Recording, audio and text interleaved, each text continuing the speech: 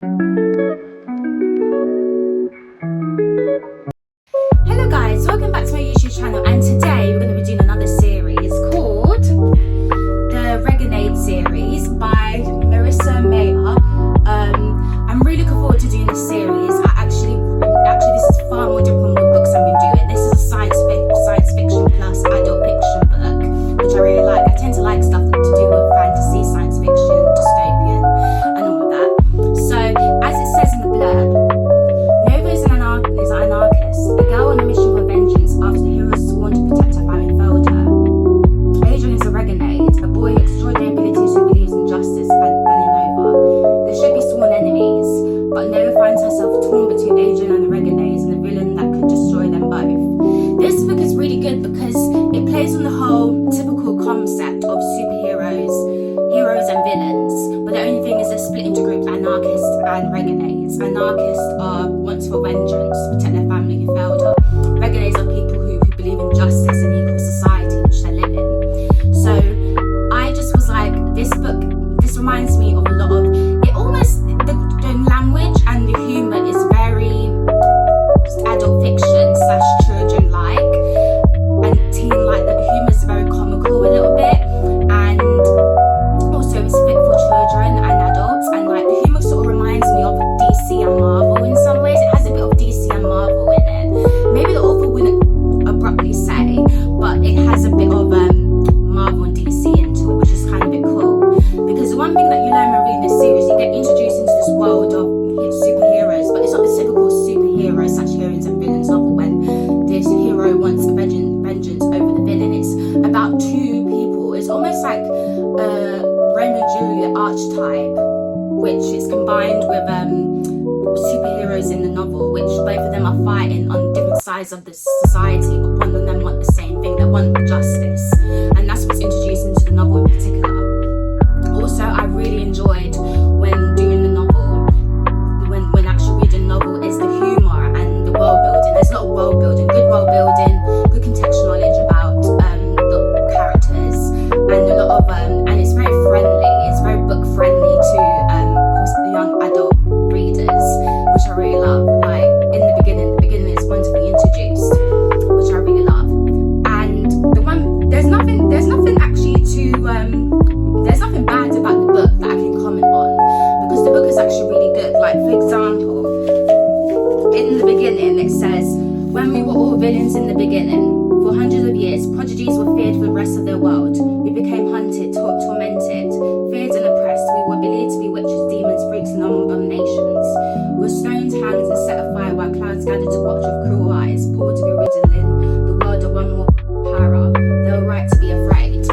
I like how it starts with we were all villains in the beginning, because I feel like the author wants to remind us that everyone has an origin story, everyone has a reason why they turn into villains, and it's not what you expect. It's not about the hero defeating the villain. Everyone starts as a villain. It's shown that anyone can be a hero. It doesn't have to be the other way around. A villain stays a villain. It can be a villain transform into a hero, and I feel like that's wonderfully presented in the first part of the book. And I like Nova's character. Nova is my favourite character in the book because her views are very, she's on the anarchist side, but a part of her wants justice, and you see that in the rest of the trilogy of the book, especially in Arch Enemies by Marissa Meyer. You see that in this book. You see that she wants to almost go against her own beliefs in society, as it says in the blurb. Nova's double life is about to get a lot more complicated. As insomnia, she's fully fledged member of the Renegades, a systematic, powerful, beloved superheroes. As Nightmare, she's an anarchist, a group of villains who are determined to destroy the Renegades. Nova wants vengeance against the so-called heroes who once failed her when she needed them the most. But as Nova, her feelings for Adrian are deepening, despite the fact that he is a renegade and the son of her sworn enemies. Unknowns to Nova, he was some dangerous secrets of his own. The line between good and evil has been blurred, but too much power can mean the end of their city and the world as they know it. I like in this book, in this second trilogy of the book, is the fact that she wants a vengeance over the people who failed her. But this all changes in the last book, because she doesn't want vengeance. She puts it on her fullest self to say no to Captain Chromium, which is the main villain in the book, when he he wants to destroy the world. She says no at him because she disagrees with that. But in Arch Enemies, I'm going to go into that in a minute, as in Arch Enemies, you see that she almost wants to, she has a double life, but she wants to break free from that double life that she's been experiencing, because people do not know her true identity whatsoever. So as Nightmare, she's an anarchist, a member of the villains who determined to destroy the Renegades. Nova wants vengeance against the so-called heroes who once failed her when she needed them the most. Nova wants vengeance, as she is Nightmare.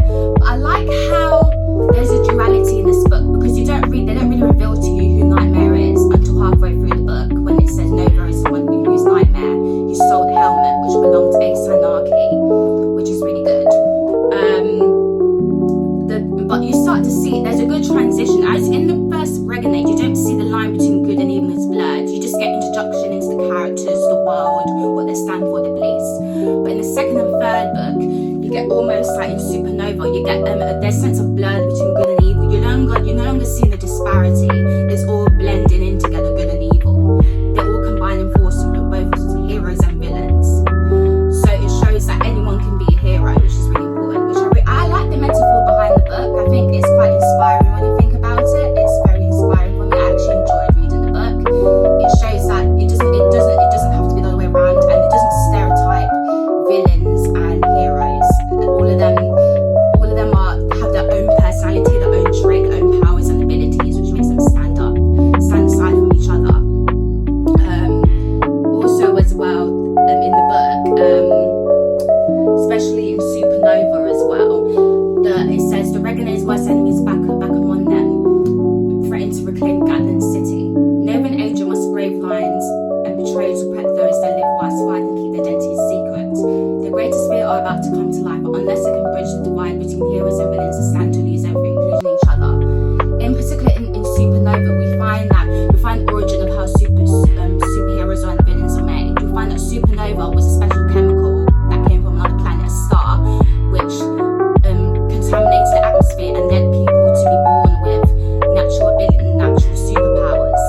And this led to, of course, Nova to have these superpowers which she inherited from her father. This is an epic conclusion because it shows that at the end she makes a decision to say no to, it's not Captain Chromium, I think it's both Captain Chromium and Ace Anarchy. She says no to both of them, and she says to them that for one